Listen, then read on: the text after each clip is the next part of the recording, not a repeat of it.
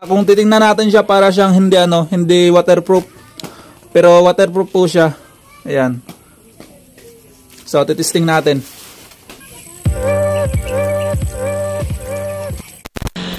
Good day mga choy. So, ito na naman tayo. Meron naman tayong nabudol sa Shopee. Ito. So, gagawin natin tong DIY kasi na-miss ko na yung mga content natin na purong DIY lang mga choy. Kaya, ayun. Nakabudol tayo sa Shopee. So, buksan natin. So ito, seat cover ng motor natin. Ayan, napaka masilan, Gucci pa talaga. Bali ang tawag kasi nila dito is luxury seat cover. Ayan. Tama ba?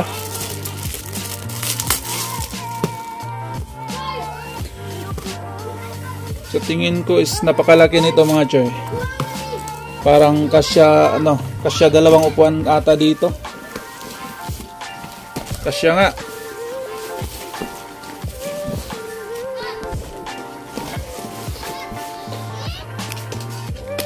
Tatlong upuan na ata yung kasya dito eh.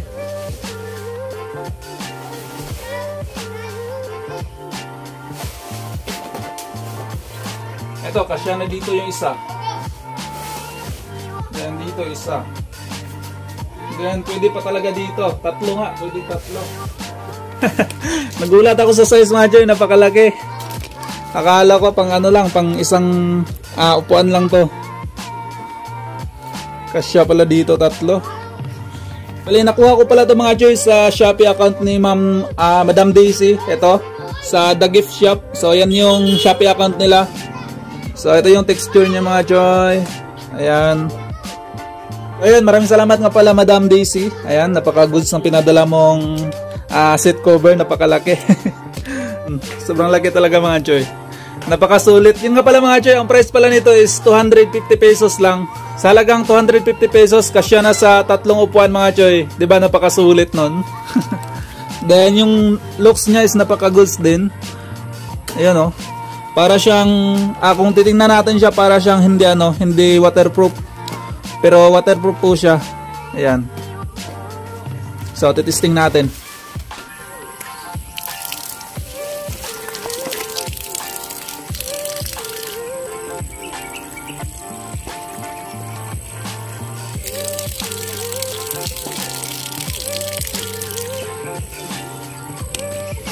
Ayan, bali nilagyan ko ng tubig.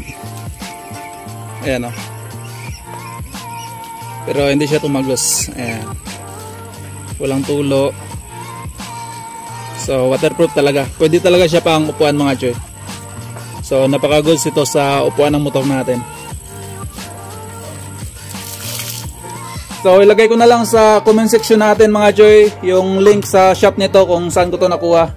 Dito natin ikabit kay everyday mga choy. So kakatingan natin to para magmukha siyang flat, para maganda siya tingnan, maayos yung kinalabasan. Ayan, tanggalin ko muna. Ayan, sikotin lang natin itong mga nakatahi sa kanya mga choy. Sikotin natin gamit tong flat screw.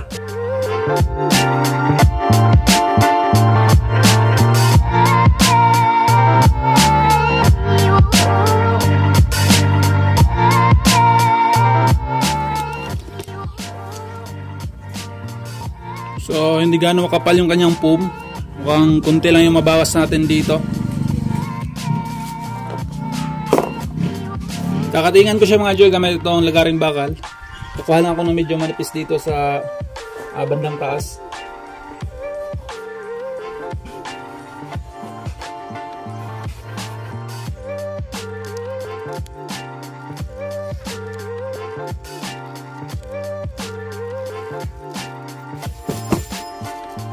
Ayan. Then dito, kuha tayo dito.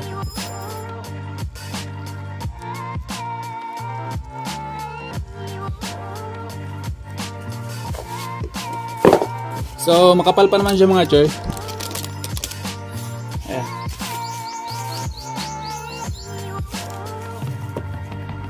Malalim kasi yung gitna. So makapal pa. Dito masakit sa puwet. Alright, next step natin mga choy para mapantay natin tong bako-bako na nadaanan ng lagaring bakal is i-grinder natin. Pero yung gagamitin nating bala is itong liha. para mapantay natin to. Then gamit lang kayo ng mask mga choy, katulad nito, or basta mask kasi masyado malikabot.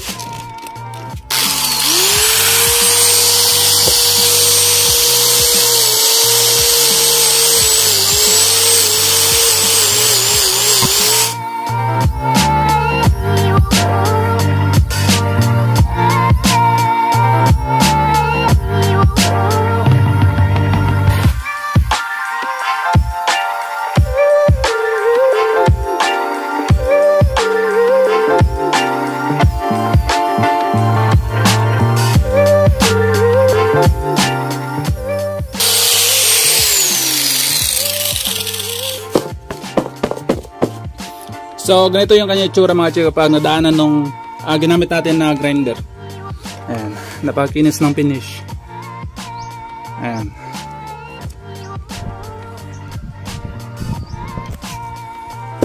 So ayan mga choy, tapos na. Yan na yung resulta. Ayan, napaka goods. Yun o. Ganda ng pagkatabas natin mga choy. Pantay na pantay. Gusto ko siyang lagyan dito mga choy. Lagyan ng foam. Maganda yung kanyang angle dito, hindi siya nakadungo. So kaya medyo paganyan no. So bili muna ako ng rugby.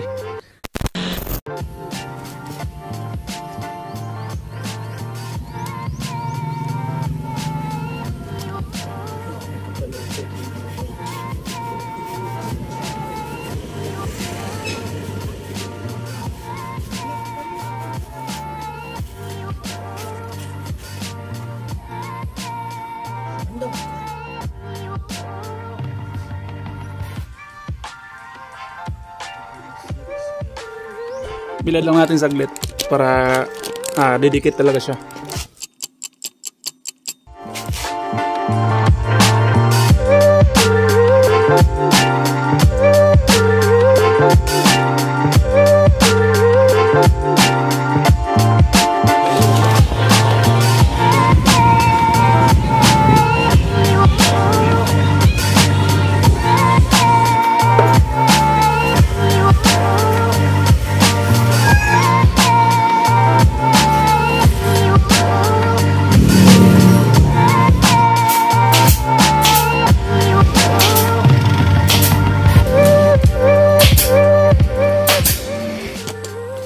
Alright mga choy, ito na yung finish. Ayan.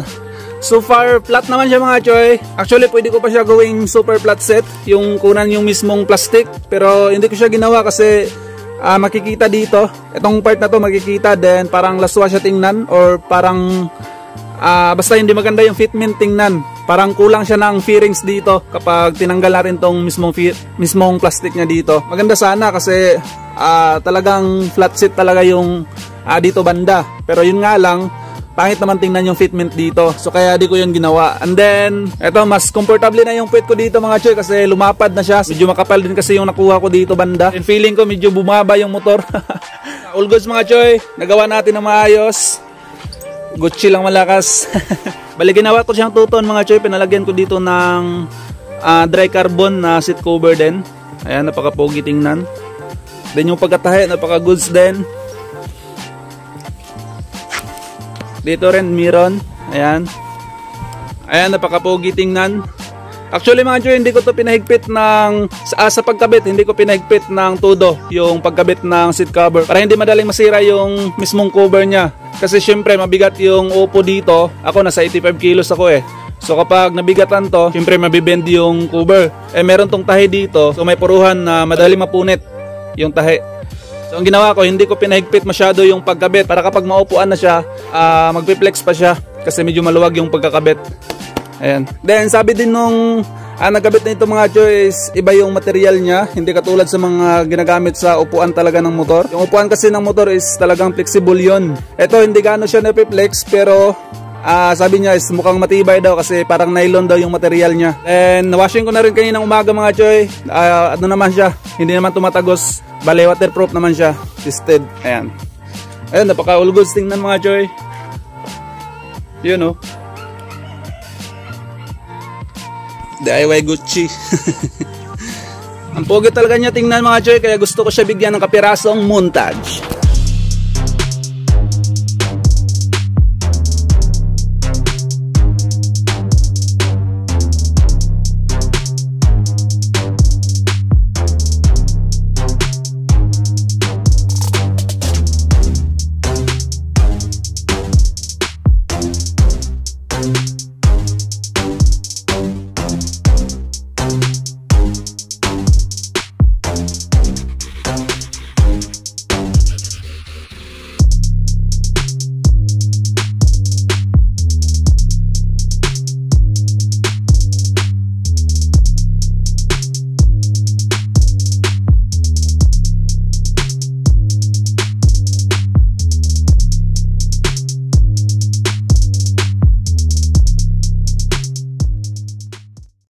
Alright mga Joy, share nga pala kay Rinald Caballa from Labrador, Pangasinan, kay Warren Layog from Angeles, Pampanga, kay Cyril Quinto from Iloilo, shoutout po sila lahat dyan. Shoutout din kay Kent Villamor from Talisay, Cebu, at kay Patrick Barliso from Cebu din, shoutout po sila lahat dyan sa Cebu. Shoutout din kay Maki Kataon from North Cotabato, kay Rico Salas from Baliwag, Bulacan, at kay Lotelia Edralin dyan, kay Benji Busa, at kay Kent Mark Galorio from Liloy, Zamboanga del Norte, shoutout po si Uchoy. Shoutout din kay Adrian Cantilips from Angeles City, at kay John Bert Vlog from Pangasinan, at kay Gisrel Halinon from Manolo, Portes, Bukidnon, shoutout po sila dyan sa Bukidnon. And for the last, shoutout nga pala kay Reggie Dulyesen at sa kanyang anak na si RR Dulyesen from Kasiguran, Sorsogon, shoutout po silang dalawa, ride safe always. So yun lang mga Joy, hanggang dito lang yung content natin. Syempre sa mga hindi pa nakapag-subscribe, mag-subscribe na kayo at i-click nyo na rin ang notification bell para ma-update kayo sa mga susunod nating video. Ride safe po silang lahat, peace!